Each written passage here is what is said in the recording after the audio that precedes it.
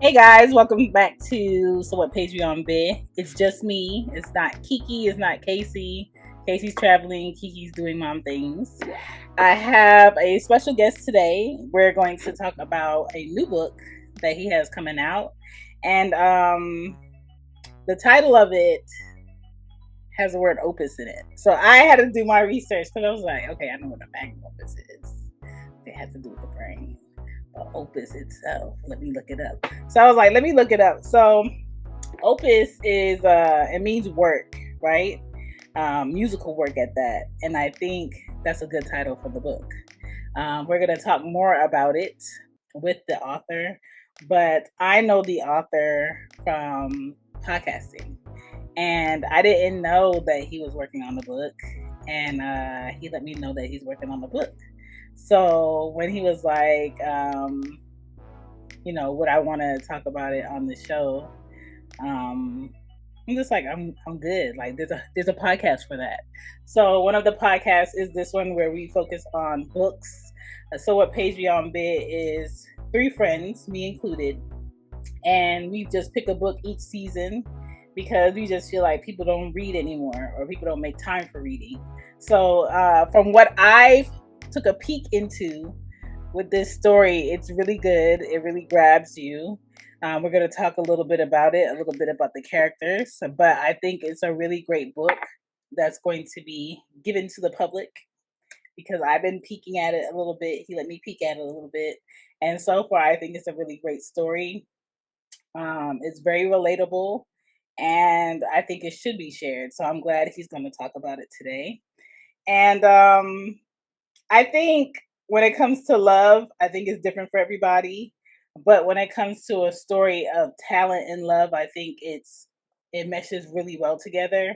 And to be someone who's musically inclined, who is in engineering, and you're also writing, I was just like, okay, let's talk about it. Let's talk about the book on the show.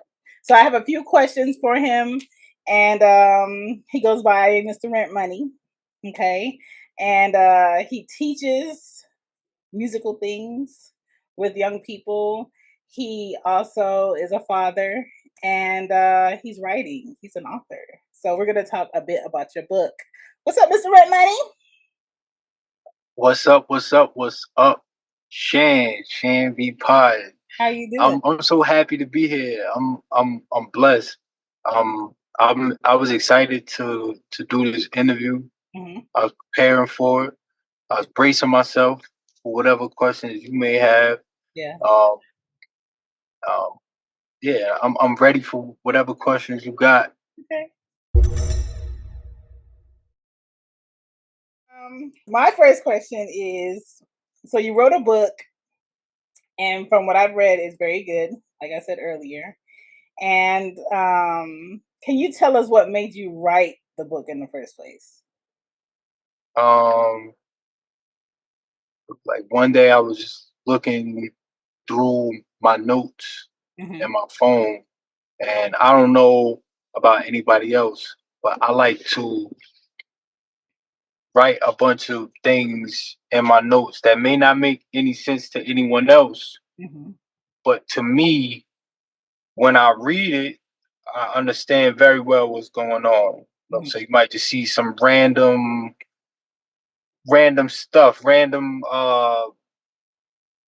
logs through my day, or I may be talking about an event that happened, Mm-hmm. just writing it down, or I might be writing down a joke, or I'm just random things that are um that are important to me.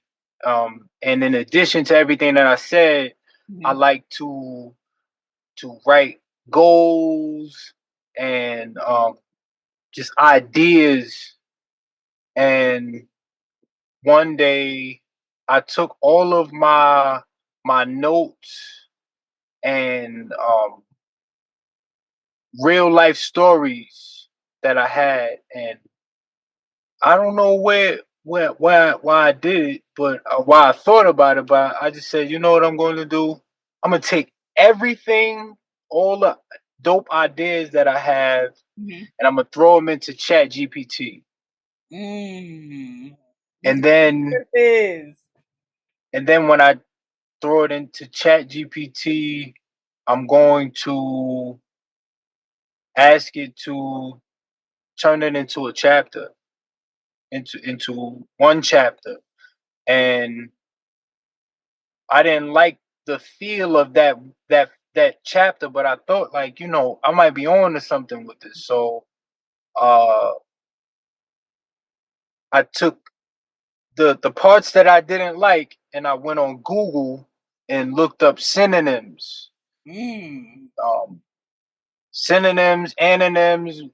Chat GPT may have been misdirected with the emotion that I wanted to invoke in that passage. So I looked up an antonym, or looked up a synonym, like I said, or changed this adjective, all from Google. I'm just switching it out. It took a little time, but I'm like, yo, the possibilities are endless. I could just do this all day. And I did that. Chapter 1, chapter 2, chapter 3. And it's in the very fabric of my life. Like, real life is still intertwined Mm-hmm. in the book. All of my ideas is just like I was able to, I guess, speed up the process with the combination of Google and Chat GPT. But that was the entire process. Those three things: my notes inside of my phone, Mm-hmm. Chat GPT, and Google. Wordplay. You know? 17 chapters with the same process over and over. I've been looking online. There's people who upset about this process. Mm-hmm. Not directly at me, but people who use artificial intelligence to assist them in what they're doing. And I'm like, you better cry hard, because I mean, I understand it as a creative, but at the same time, it's just like there's no respect financially for the old ways of creating. There's no respect time wise for the old ways of creating, because we live in a now time. We want it now. How fast can we get it? Whoever's the fastest, that's the beast. And even this morning, I had a package delivered by Amazon at 4 a.m. hmm right, UPS not doing that. Post right, office not doing that. FedEx not doing that. You know what I'm saying? So he's beating a lot of people out by a lower price, fast delivery, and you don't got to question it. It's you're buying time. And so yeah, there's always going to be a lot of people who are mad about how much time they put in to do a book versus how fast you're getting it done because you're using these resources. It's a resource. It's just like at some point, I bet there was somebody mad that you had a dictionary to use to figure out your homework back in the day. And they right, figure out the words that they had in their brain only. It's a resource. And now you you will be so like, so you don't have a dictionary in your house? No, I have the internet. Because nobody needs a dictionary no more because the internet's faster. I can right, I can verbally say to my computer what word I need a definition for it, and it tells me. I can tell my phone, and it tells me. I don't need a dictionary, but there is a respect level where, as a mother, I have a dictionary in my house because children need to learn how to use their resources. All of right, them, not just the internet, not just your phone, not just your iPad, but you need to know how to look in a book and understand the root of a word. And so I respect it all, but at certain levels, like when it comes to podcasting, also, I don't want a machine doing my description for my podcast. I don't want a machine taking my voice and making a podcast episode. But when it comes to the top 100 list of podcasters with that network that they got of an office working to push out their podcast, that's what they're doing. That's why they have the episodes that they have. That's why they sound so smart. They're using their voice on a machine with AI to give these episodes. And so from an indie perspective of a podcaster, it's just like they are not my competition. I'm not trying Mm. I'm not trying to be the number one podcaster, period. I'm trying to stay in my lane of an indie podcaster without using AI and being successful, because I get emails from people all day. What you should do this. You should use this machine. We could do this with your audio. I don't want enhancements on my audio. I want it as raw, as random, and as true coming from me that I can deliver it.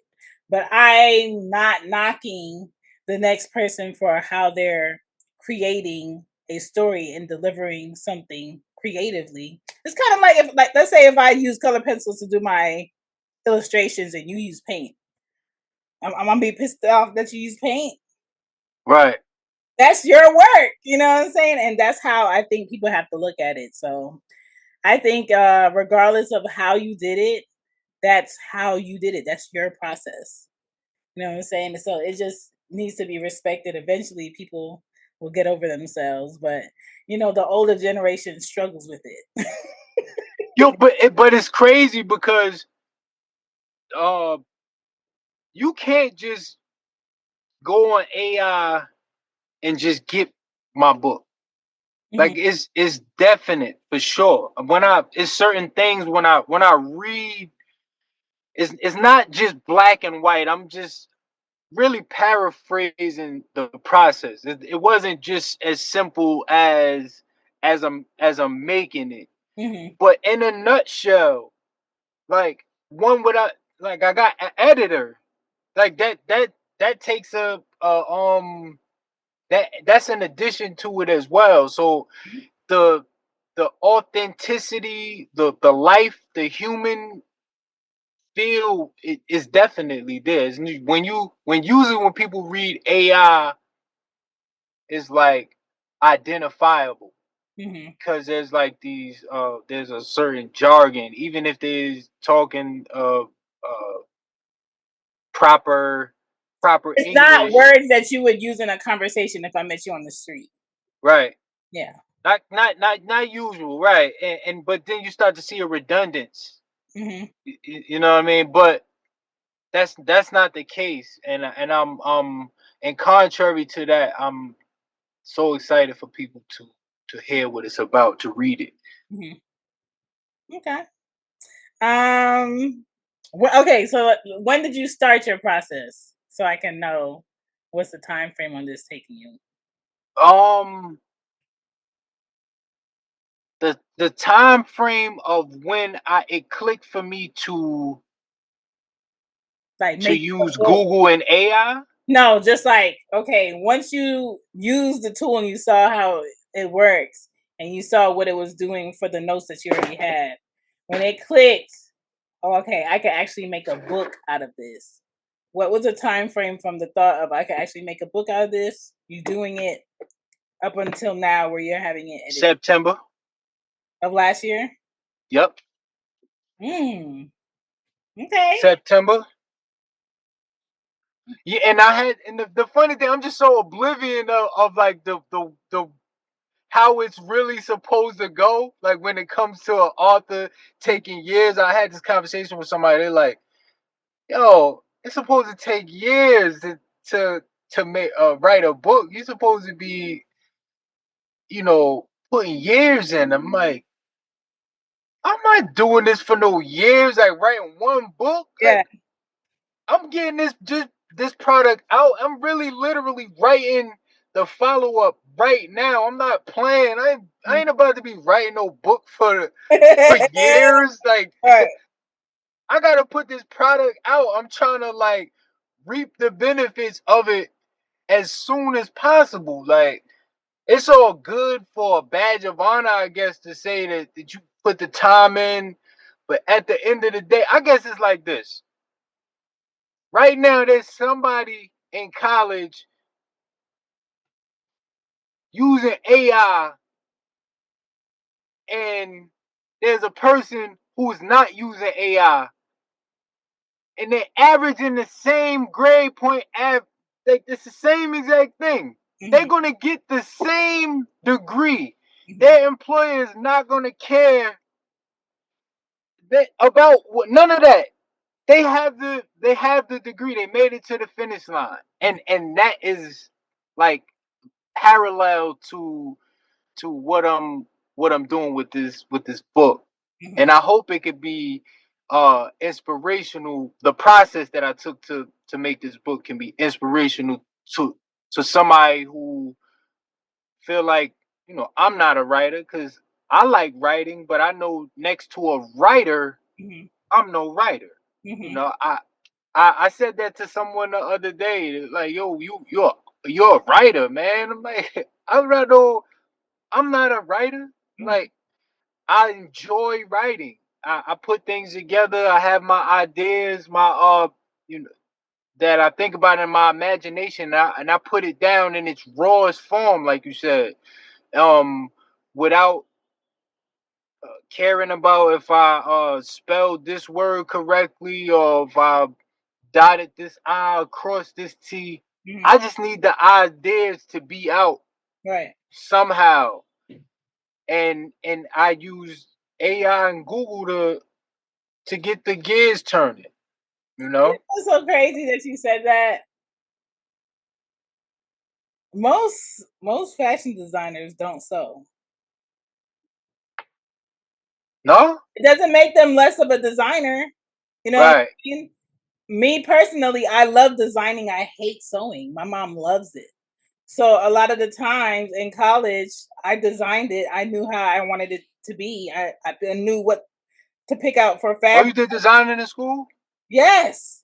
My mom Oh, that's sewed it. fine. She put it together right off the paper. Like, that was her thing. Like, I always tell her, like, my degree is our degree, because most designers, they have a team that cuts the pattern, go over it, lay it on the mannequin, get the model, make sure that the fitting's right. You're the director of what needs to happen in the process, but you're not the one at the machine every day. You understand and you have the knowledge of quality and fabric and how it's going to lay and how things need to look, but you have a team behind you who's actually doing the things. When they walk across that stage at that runway show, they're the designer. Yeah, they had a team, but they're the designer. It doesn't make them less of a designer, but there's a process in designing. So for me, when I was in college and people would be like, oh, I got a brand. I'm a designer because I can screen print t-shirts.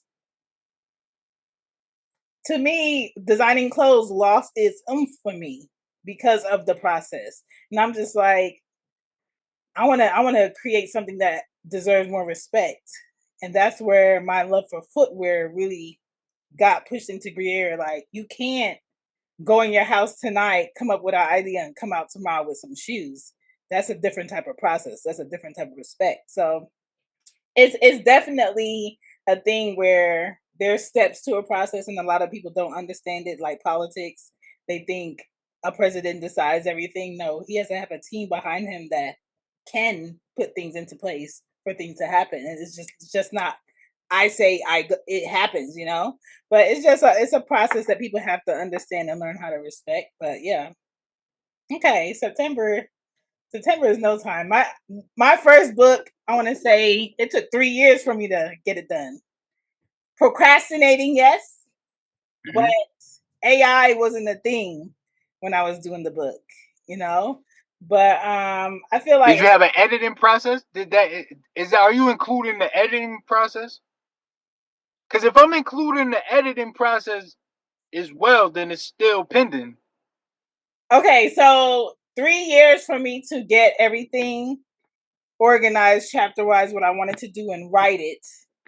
The editing process was the shortest process of it. I think the editing was 3 months because I already had it together.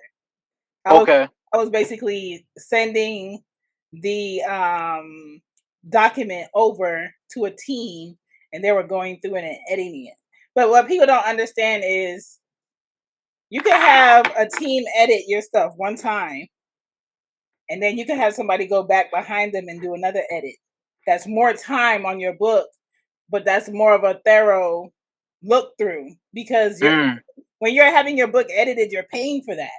You're paying for a team to edit this, and there's only so many times that you could go in and check and correct before they're just like, okay, this is finalized, we're done with it.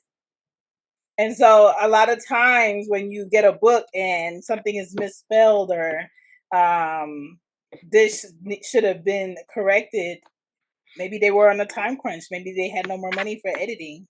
You know what I'm saying? That's why a lot of people, when they're doing certain books, they go to certain editors or certain people to publish their book, because they have the overhead money to pay for a more thorough edit.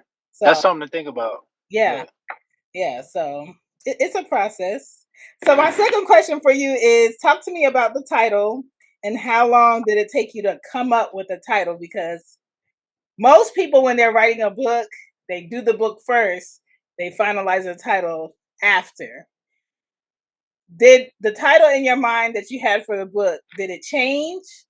And if it changed, what were the options for the title of the book? The Opus Love story. Okay. Opus Love, but Opus Love has been the title. It was in the notes. Like it was all lined up. So that part was easy. And when I was speaking to the project manager in charge of the editing, she was I sent the email to her, and I tried to just on the spare just change the name of the book, the Opus Love story. And she replied, like, she didn't even acknowledge the Opus Love story. She just addressed it as the Opus Love. And I'm like, yeah, I'm gonna just keep the Opus Love. But like, she didn't even say anything. She was just talking about like the Opus Love, yeah. So I'm like, yeah, so okay, it's the Opus Love, right? Okay. That makes sense. Okay, that's good that you stuck with the title. I'm trying to think, did I change the title of my book when I first? No, I had it. I had it for so many years, and I'm just like, it has to be this, because that sums up what it is. But yeah, that's good that you stuck with it. All right. My next thing I wanted to ask, the romantic chemistry mixed with drama of what happened. Why did you want romantic chemistry and drama to be like the subject of the book, or the feel of the book? Romantic thriller. It's romantic thriller, yes, what you said. Yeah.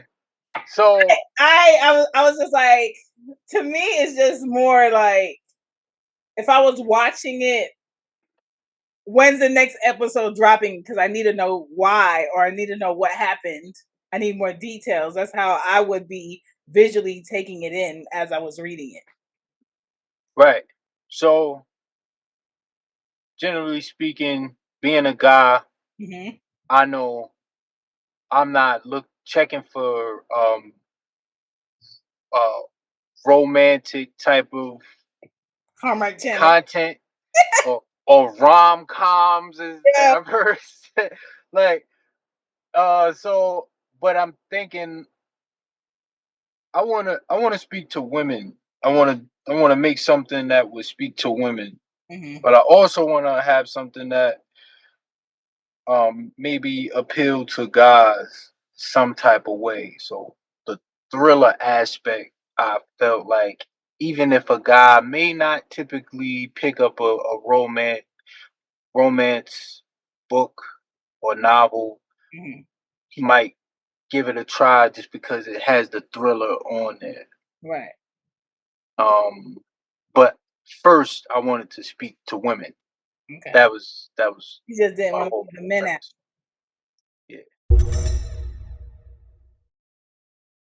Yeah. Okay. I could dig that. The characters. Let's talk about these characters. So I learned about Chris and Asia so far. But there's other characters in there. Can you talk to us about why Chris and Asia for the main characters and why those type of personalities for them? And to me, they make the story warm and real for me. And then the other characters are just like people we can put faces to that are in that industry for real, where we know what that personality comes with. But for them, it gave me very much uh, old friends on the stoop vibe, but growing up. Why those characters? Okay, so like even like the way you address that, I like that the fact that you've only read as much as you Hmm. have, so you have pretty much your perception Right, of like what you think is going on. right, You know what I'm saying? right. Because you can't forget. You could get so wrapped up into the love Hmm. and forget about the thriller aspect. You Hmm. know what I'm saying? But I just wanted to point that out. But Asia, Chris and Asia, uh, Chris, Asia, and Tiny Hmm. are the well, Tiny is a supporting role, but he's very important at Hmm. the very same time. Chris, he, I guess it was subconsciously. Everybody who I speak about, tell a book about, they end up saying it's me. So I guess his Chris is me. Okay. Like, but at the end of the day, I wasn't thinking about me. I Hmm. was trying to uh create this world where Chris, Asia, and Tiny live, and everybody in this world is dark skinned, and I wanted to have to be intentional about um being unapologetic about describing uh the Afrocentric look of each character, and how Chris, he is a he's a a dark complected 6'3", um muscular, and long dreadlocks, and he is a well mannered, um shy R&B musician. Hmm.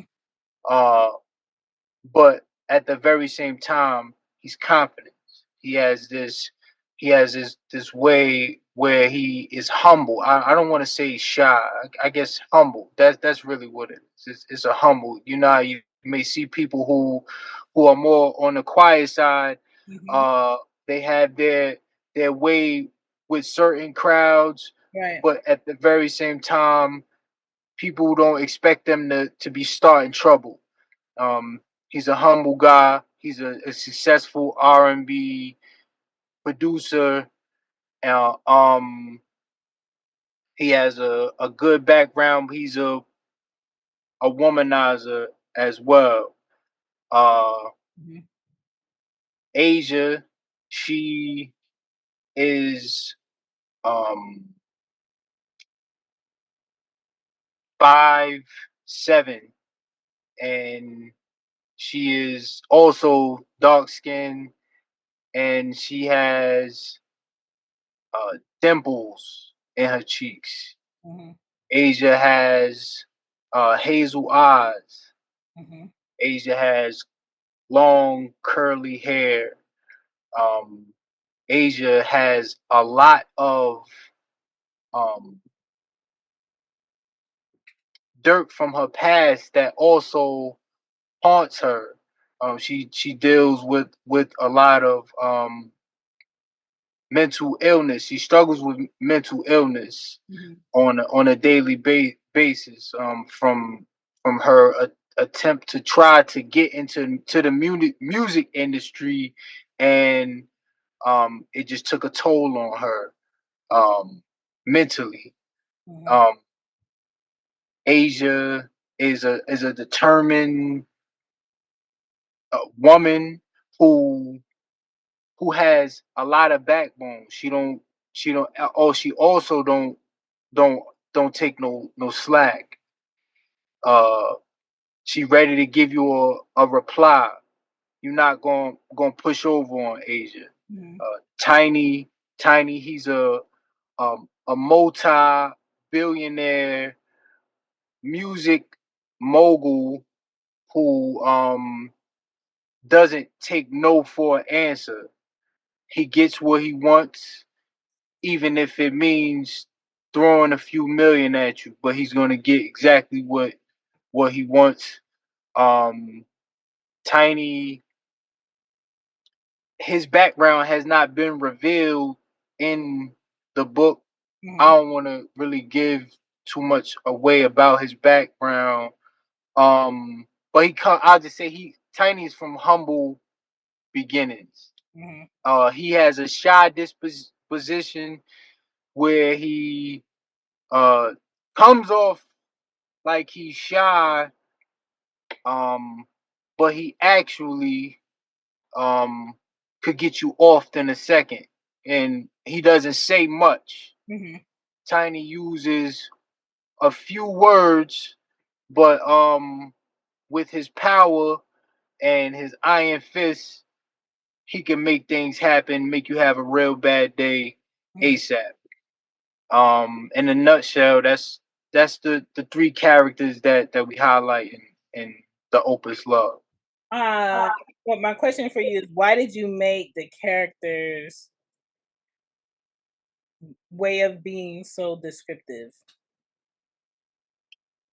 Um, Why, why did I make them be so okay? like, why is it so important for the reader to really thoroughly see this person in their mind to really digest what they're going through and what's really happening? Why was that important for you to do? I feel like it's important because you can't.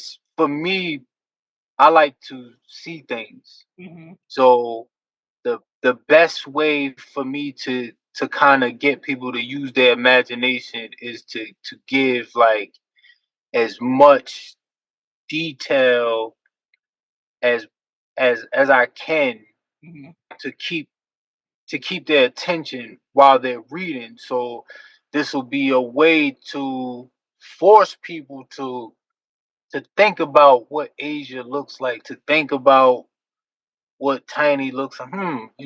To close their eyes a bit and imagine. Because if I'm vague, I noticed the fact that you noticed that is because I was intentional about that. I noticed when I would give the chapter um, a few chapters in the beginning to some people that would say they would need more description, and I immediately thought of my favorite book, The Alchemist, um, where I could imagine I could see everything. I could see the entire quest that the boy was going on.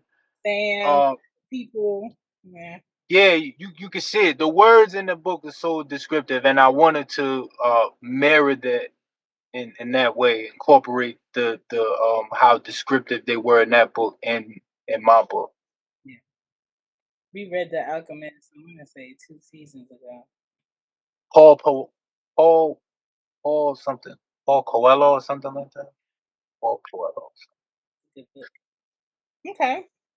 My next question is, what do you want the readers to feel as they read the book, and what do you want them to think about after the book is done?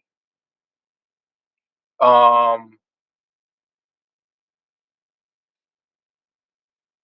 I want people to feel the the kind of the anticipation I hear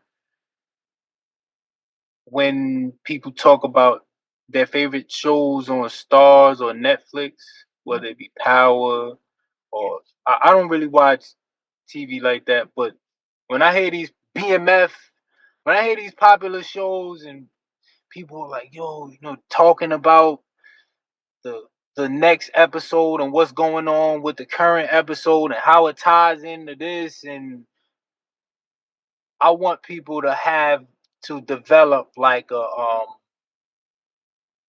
yearn to pick the book open and pick it up.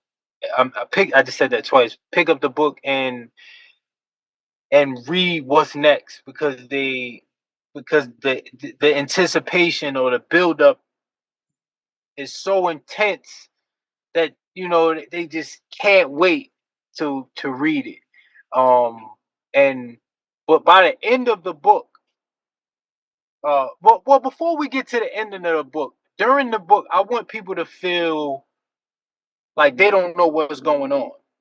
I want you to be lost in a good way. Okay. Um, Kind of like the show Lost. I don't know if you're familiar with Lost. I watched a couple of episodes, but I haven't finished any. So if you didn't finish it, that loss is one of those things, because you lost, literally, you gave up. But the people who were in the know, Yeah. that stood the test of time from the beginning to the end, they was like, yo, that show was good. Yeah. So if you try to pick the book up and go to chapter 11, you're not gonna know what's going on. You're gonna be lost. I want that. Okay. I need you to be able to read from the beginning until the end. And I like that you pointed out the feel of the book. Mm-hmm. Like you talk about this love dynamic between Chris That's and what you Asia. think it is, and then it goes into something else. And you know how you watch something and it's telling you what's going on, so you can figure out why this person feels this way or why they move this way, and then it goes into a moment in a past time. Mm-hmm. As you're watching it, is the epitome of somebody walking in the room and being like, "What you watching? I can't talk to you right now. I can't explain this right now. If you haven't seen it from the beginning, you're just not gonna get it." That's what it is, because there's times where we're reading as of what's happening now, but then you take us back into what already happened, and then that person has a flashback in that current moment that we came from. And if you don't know that this person is having a moment, you think that's the now. So that's why you can't pick up this book and later in the chapter. Mm-hmm. You have to start at the beginning to know, like, oh, this is a flashback moment. This is not current. Right. Good job. Good job on that. Or is it current? That's another thing. What? Like that's enough for real. Like by the end of the book, I'm telling you, it's Yeah. like one of those things. Is it a dream? Is it? I don't know. Like when Okay. you get by the time you get to the end, I like telling people the end of the story. I could do that. I could elaborate. This is the thing okay, this is the thing that I do when I get books. I read the title, I read the back, and I read the last sentence of the last chapter. What word? And then that's my deciding factor on if I'm getting the book or not. Okay. That's just like, did it hit me enough? Is it making me more curious? Is it going to keep my attention? Those are the things that I look for. So wait. What did you say? Say that again. I read the title. I look at the title. I read the Title. back of the book, and I read the last sentence of the last chapter of the book. Okay. And then I decide: do I want to read this? Do I want to figure out what happened? Okay. So, and I'm a book lover too. Like, there's books all over my house. Every room in my house has books. Um, always have had books. Friends come over and be like, "Can I read this book?" I'm like, "Yeah." Sometimes I get it back. Sometimes I don't. It's just like, I have to tell myself, Chantal, you don't need another book. You have new books in the house that you have not read. So books is just something I keep to keep my mind fresh, so I'm not recycling old thoughts or old ideas. So yeah, this one definitely catches you with descriptions and things that are happening. My next question for you is, did you make the story around music because of your love of music, or did you make the story around music because it was a way to make the readers think they knew what it's going to be about? That's a great question. It was just simply authentic. Music is something that I'm talented at, I would say. Um, I have the most experience with music, just in general, Mhm, music theory. So writing a book so that has music in it, no matter what I'm talking about, you mhm, know what I'm saying? There's going to be music in it in some type of way. mhm. So that just happened naturally. Chris just ended up in the studio just because that's how it's supposed to be. He's supposed to be in the studio. Where else will he be? It's because it's coming from my mind. Okay. So that snowballs into my next question. The setting the tone of the book is dealing with music, and it made it feel real to me because I understand what happens in the process of making music and how somebody can be really talented and not want to make music again or take a break from music. And when people take a break for something from something that they're really talented in or they really love, something dramatic had to happen for them to take that break. Hmm. So I'm just like, okay, this makes sense. And a lot of people can relate to this. What happened, right? The issues in the book were common of the industry and the events made sense. My question is, was it based on real events that you know, or it was just like, okay, let me create a common situation that people could possibly connect to for them to understand these characters a bit better? I like that. A lot of versatility in that question. So I took, I basically took real life stuff Mhm, that I may have seen on social media and commented mhm, uh, and exaggerated and made my own version of it, or real life events, mhm, my experience mhm, in the music industry, the glimpse of experience that I've had with getting a song on the radio, and I took that event, how it okay, the story, the origins of the story, kind of the skeleton of the story is how the process was when I got a song on the radio with the artist who I was working with at the time. okay. We got the song on the radio, but I was trying to come. I wrote and produced the song, and I'm thinking, like, dang, I gotta get this song on the radio. I know this song is hard. It got to be on the radio, but I know somebody who can sing this song. I can't sing this song. There's only one person who can sing this song. That's literally Chris. You know Mhm. what I'm saying? But outside of that, and anytime I say that, it's like, oh, you Chris. It's like, but that's it. But you know what I mean? That I would say that's like the skeleton of where the how the book starts out. My real life story. Okay. Okay. Because I was wondering, I'm just like, okay, where he getting this story from? Because it sounds like I'm watching it. So that's good. That's good. It's going to keep the reader. My next Mhm. question is, every chapter made me want to know more details, right? How did you do that? How did you know when to stop giving information to keep the reader for the next chapter throughout your process? And was that the goal on how you wanted to lock the reader in as they read? That's another great question because honestly, it got to a point like, yo, you give it too much description, bro. Cause I'm telling you, like the possibility, like I said, the possibilities are endless. With when you got Google, I can just look at what I have already, and then Google the description of whatever I'm talking about. Like, look for how can I how can I how can I get more words to synonyms to get a better description, or give me a long list of words that I could possibly use to describe whatever it is. Oh, here's an example. So Chris has a watch. Mhm. He has a designer watch with I forgot how many carat, but there's a bezel with baguette diamonds Mhm. and a lime green snake skin watch band and a magnified bubble face watch.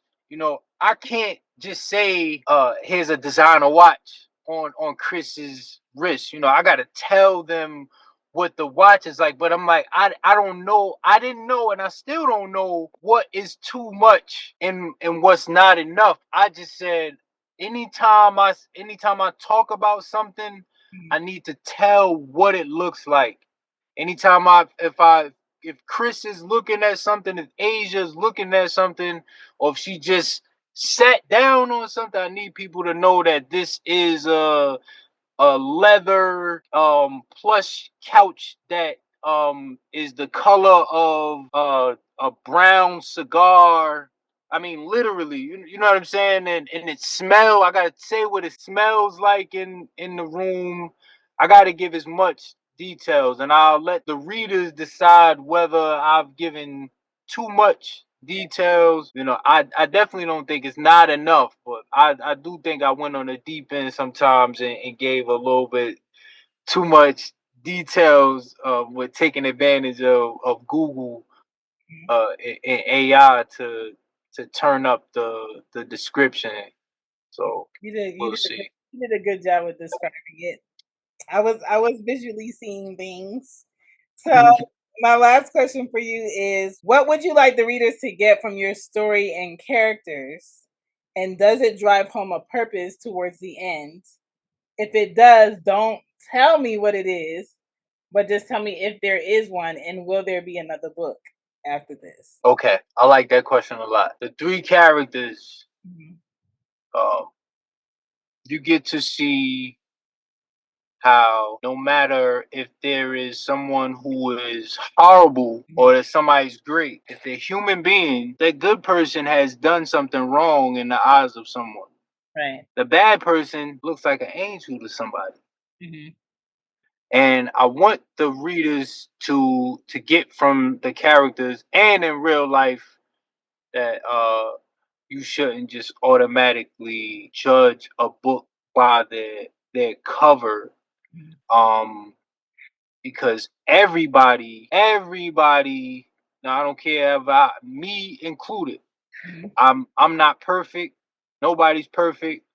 Um and this book gives the readers a glimpse into, well, not a glimpse, you get to blatantly see the duality, or you know two sides of the coins with everybody in the story. Nobody is like the perfect angel. It looks like I said, they did it appears that way, where this person is the culprit and this person is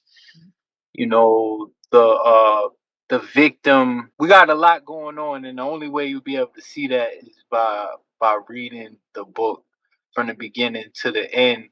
But at the end of the book, there is a message. It goes. I bring it home, you know, with with a message, and Okay. it all comes together. At least that was my intention. Okay. Will there be another book? Um, there will be, but you know, I said this before and I'll say it again. It's like it's like watching a Netflix series that's crazy and no one else knows what's going on. Mm-hmm. I will say this about the follow up that it is it's a prequel.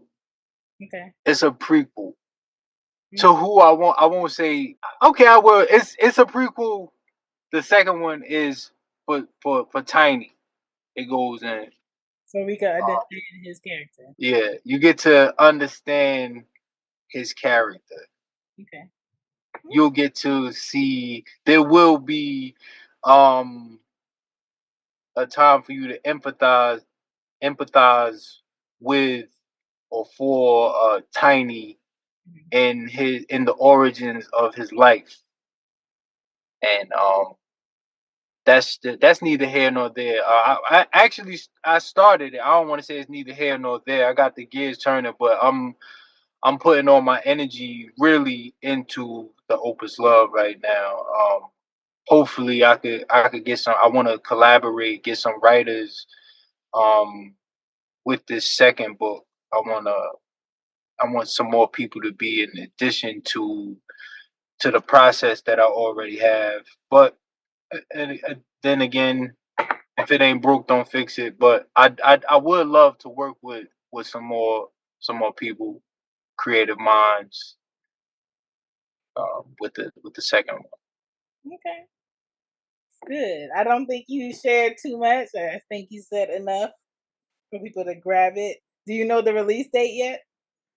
June 6th. For Yes. the people who celebrate birthdays, and that's a thing. Yeah. That's my birthday. For Okay. anybody who, and I'm only saying this honestly just for promo purposes. I'm not looking for like a happy birthday type of thing. Yeah. You know what I'm saying? But that's the sole reason. For anybody, June 6th is when I was born. So if that's your thing and you happen to know that June 6th is when I was born, that's the day of the book. You don't hear me talking about nothing. Hey, that my birthday was warming up, guys. You know what I'm saying? That type of thing. June 6th is the Opus Love. The Opus Love. June 6th. June 6th. The Opus Love. Okay. Okay. And where can people find the book once it's released? Um, I have yet to put the site together, Okay. but on the contrary, I would like it if it can be put into the description. Is it going to be a description where they can put? It's going to be ready by the time this is posted. I'll say that. By the Okay. time this is posted, the official website is going to be up. Perfect. Perfect. Perfect. Where can people find you in the You, meantime? you can Google me. You Hmm. can Google me, Okay. Mister Dot Rent Money, Mister Rent Money. However you want to slice it, Mister Rent Money. I'm going to pop up. I know you don't know who I am, and I don't know who you. I'm not talking about you, Shane. I'm talking about to the people. I know you don't know who I am. I know you don't know. I don't know who you are, but if you type my name in right now, I promise you, I don't know how. You type my name in on Google, I'm the only thing that pops up. All my information pops up, my Instagram, SoundCloud, YouTube, everywhere, Facebook, everything, Mr. Rent Money. My name is Giovanni Randolph. Thank you. I thank you. Thank you for your time, Shane. I thank you for the platform. I Always. genuinely appreciate it. You always coming through for me, Gigi, whoever needs your needs musically. So I'm just like, of course I'm going to put you on the show to talk about the book. No doubt, no doubt, no doubt. I really appreciate it. I was excited getting out the house, making sure I was thinking about this all day, and we have done it. We have done the interview, and I appreciate your time again. You are so welcome. And thank you so much for watching and listening to So What Patreon Bit. This will be up and out with links at the bottom. Don't forget to support the podcast and support this book that's coming out on June 6th, which is my birthday week, and that's Casey's birthday week. So I will be pushing it. It will be marketed on Twitter, on shambypotting.com and on the IG for So What Patreon Bit, because that's just what I do. I No appreciate doubt.